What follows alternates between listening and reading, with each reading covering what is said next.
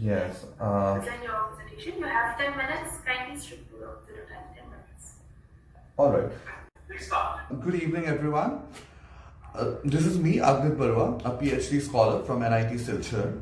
And I, along with my PhD supervisor, Dr. Reena Sanasam, Associate Professor at NIT Silchar, have written this paper establishing Khasi Hills and Angami Hills as third space in literary representations, reading, cultural memory, and history in Janis Paryat's Both on Land and Isterin Kire's Sky is My Father, a Naga Village Remembered. So, this is my abstract, and the keywords are visible here. Khasi, Angami Naga, third space, cultural memory, and literature. Now, the Khasis and the Angamis, basically, two major communities of Northeast India, they have had majorly oral histories, right? Because they did not have the written word. So, while studying the history of these communities, or while even sort of looking at the various narratives that people try to proliferate, there is a heavy leaning on memory, right? Now, there is personal memory, which I am not delving into in this particular paper. I'm trying to talk about cultural memory in this particular paper, right?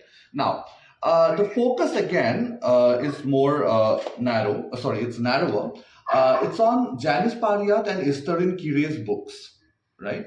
And how they represent this sort of a history making in their particular fictions. Boats on Land is a short story collection, and Sky is My Father is a novel, a historical fiction actually, which is based on the Anglo-Angami War of the village of Konoma. Now, in these particular books, what we have tried to say is that when we look at the cultural memory, we also see that these spaces are being constructed as third spaces. Now, what is a third space?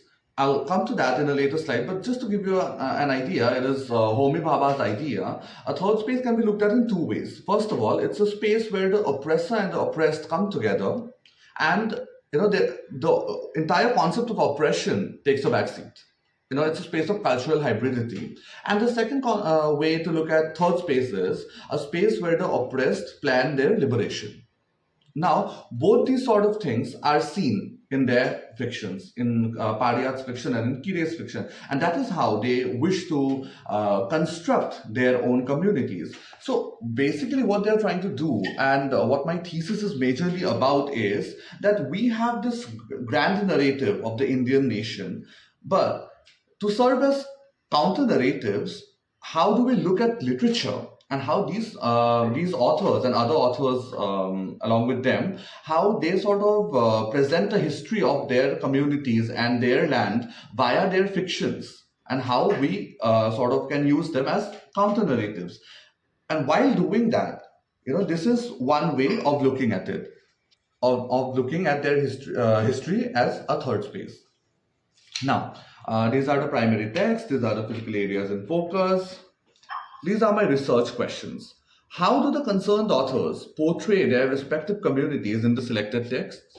What cultural memories of the Khasis and the Angami Nagas do the authors in question present? And how do the community's cultural memories make the Khasi Hills and the Angami Naga Hills third spaces? And what cultural memories of their spaces being third spaces do the communities possess? So look at this question very carefully.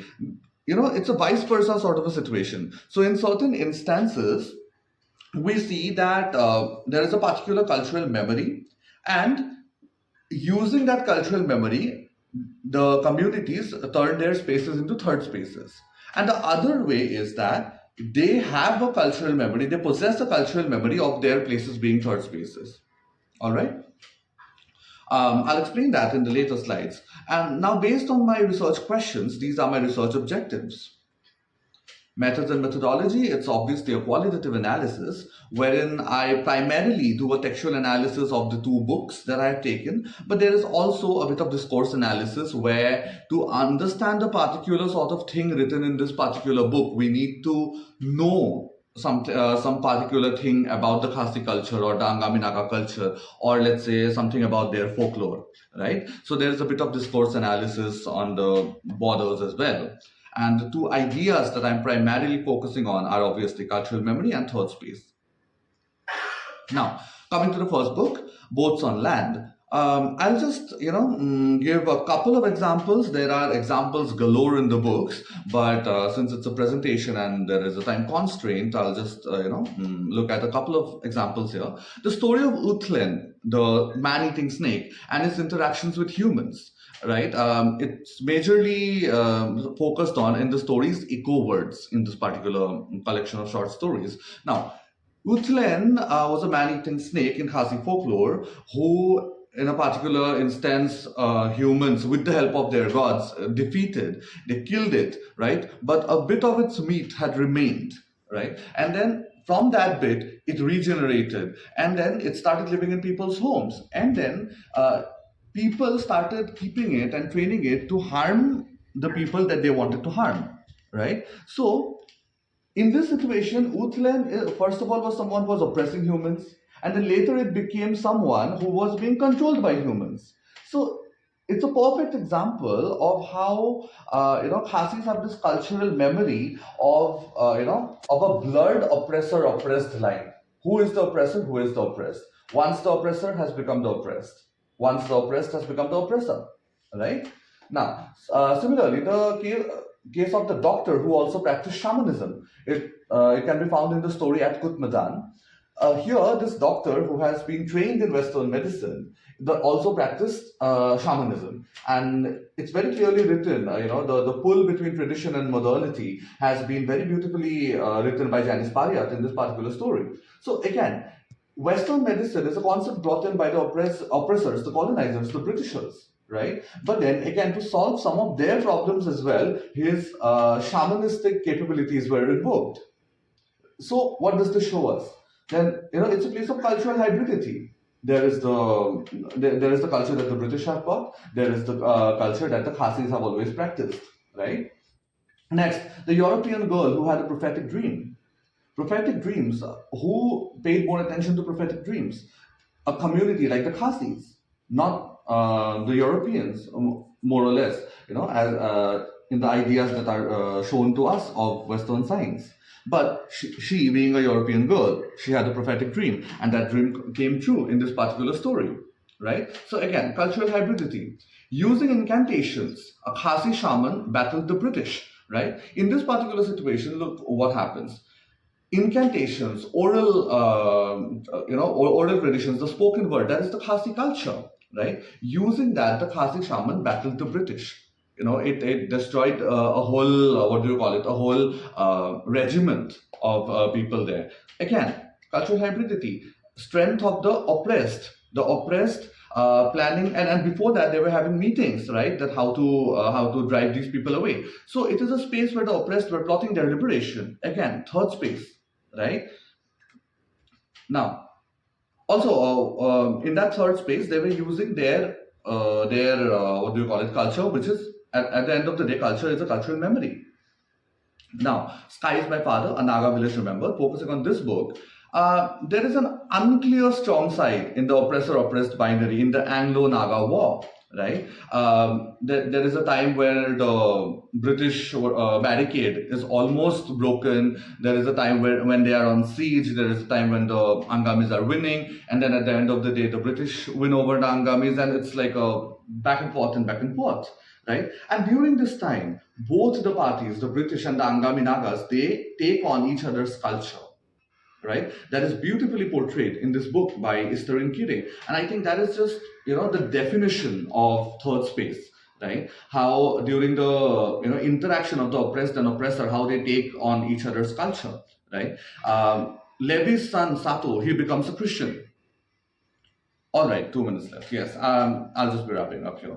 So Levi's son Sato, he becomes a Christian. He gets baptized, right? On the other hand, there are these Britishers who who come as doctors and in other professions, and then they really become a part of the Angami way of life, right? Now, in the spectrum of Levi, Roko, Penno, and Sato, Levi and Roko are people who are absolutely against this hybridity or against this conversion. Penno is someone who knows that somewhere Sato is right when he is asking her to, convert to Christianity, but she still cannot leave her old ways because, she has too much of love and affection for those ways. And Sato is someone who can very easily move ahead. So there is a whole spectrum of these characters that we find. Now, the night dormitory for the men in the Kunuma village, right? That is a place where, in the beginning of the novel, they plot for a war against the neighboring village. That is even before the British arrive. And when the British arrive, they plot against the British, how to deal with them. So this becomes a third space again, right? Now, in conclusion, in the fictions written by Janice Pariat and Estherine Kire that have been selected for study, the authors trace the past of the Khasi and the Angami Naga communities. But while doing so, they rely heavily on the cultural memories of these communities. In some instances, the communities have a cultural memory of their physical space being a third space. And in others, the place becomes a third space because of certain cultural memories of the people. And both these scenarios are perfectly captured by the writers in question. Now, why is this sort of a study so important?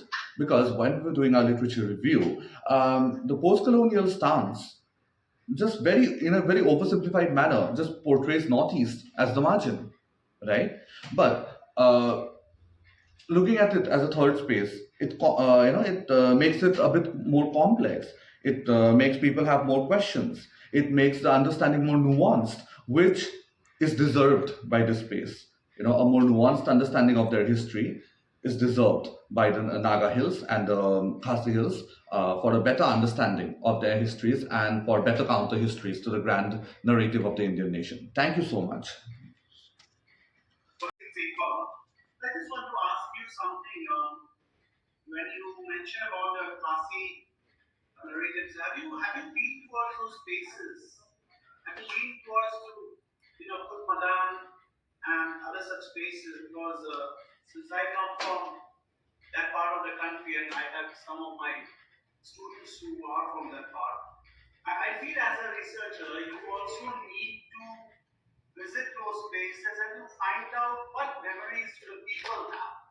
Because these are things which are not only fictitious in nature, but they have some amount of relativity amongst the people at the grassroots, even till date.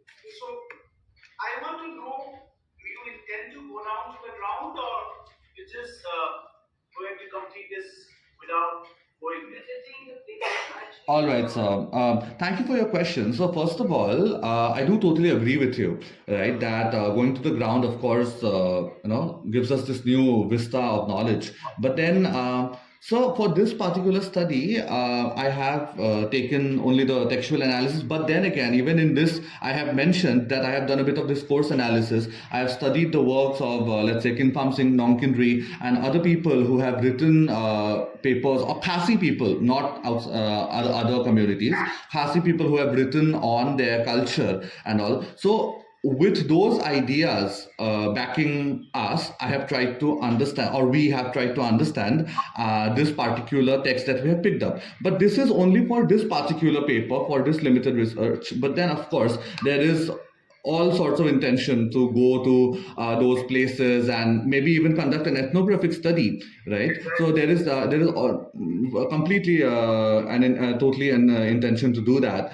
And of course, I think my PhD is only just about a degree, but this sort of a conversation, this sort of a research, it continues even beyond the scope of my PhD. Just Yeah. on my part, when you talk about Woodland, Hmm. Woodland is something that is still in heavy discussion in Yes. Shillong. There's any kind of issues, any part of the locality. The moment you say Woodland, it's a big social issue. Exactly, sir. And that is why I have classified it in cultural memory. So I am studying fictions, that's correct. But then I am studying how these fictions have captured the cultural memory of these places and these people, which is very much real. There is no doubt in there. Yeah. Yes. Yes, you're talking about cultural memory. Yes. Now, in your discussion, leave aside your presentation today as a whole. Mhm. Is your discussion or is your understanding of cultural memory limited to only your primary text of PhD? Because when you talk about cultural memory, you cannot really confine your whole discussion to the text. You have to talk about the people. Precisely what Viraj sir was asking a bit ago. Have you really? I mean, see, did you get my question? Yes, yes, of course.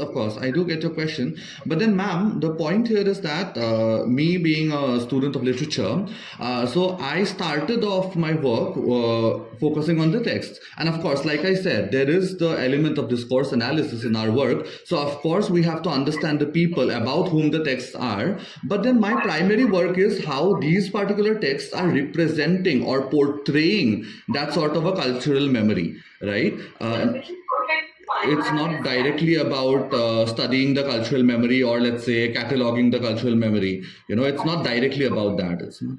But even then, if I may suggest, Yeah. at least for your introduction chapter later on, do think about it. See, literature cannot exist in isolation. Of Literature course. comes from people. So without knowing the people or without and you cannot. I'm not asking you. We are not suggesting you to go for an ethnographic study. That's a whole different research altogether. But our point here is precisely that we cannot base our understanding precisely because of the location. You are located positive in Northeast India, and you're talking about two regions which are fairly accessible, Meghalaya and Nagaland. So when you talk about the people, it is of course important that you read literature that is written about the people. Very important. But it's equally important to know about the people of India. It doesn't have to be you going to the fields and gathering data. No. But we try to read more about, if possible, and it's just a suggestion, of course, read more about people and the cultures these texts are talking about. Yes, ma'am. Otherwise, we end up with the fear of what I would call with the respect the cookie cutter policy. It's like we take a cookie cutter, we place it on the door, and then we are just focusing on that. Yes. If I personally feel it's just a suggestion of course, and it's a very interesting topic, and your presentation was very good. Thank But, you. but keep these things in mind, Yes. especially when you mention cultural memory. The cultural memory vis-a-vis history is wonderful. But when you talk about try and talk a little bit about the people while focusing more on the text. That is just a suggestion. Yes. No, I totally take your suggestion. Thank you so much for your suggestion. And might I just add here that, of course, I haven't gone for a absolute study-based visit, but then of course, yeah, but then of course, Shillong and the Khasi Hills have been visited multiple times, and we have multiple friends from there and relatives from there, from whom we do via whom we get a window to their sort of a culture, and that is I think exactly what sort of made me interested in studying that particular tribe. And apart from that, I grew up in Nagaland myself. I'm an Assamese, and we are based in Jorhat now, but I grew up in Nagaland. I grew up in Dimapur. I grew up amidst Angami people. So yes. So yeah, for 10 years of my life, I was there. So I think have a window to it, but then of course I would love to explore it more. I would love to go deeper and deeper into it. There's a lot of Yeah. really good research material available for researchers from about the people. Yeah. And not just and not necessarily only for literature. If you just try to bring a bit of that, it would be really fascinating. Yes. Yes. But best wishes. Thank you. Thank you so much, ma'am. Thank you. Okay, thank you.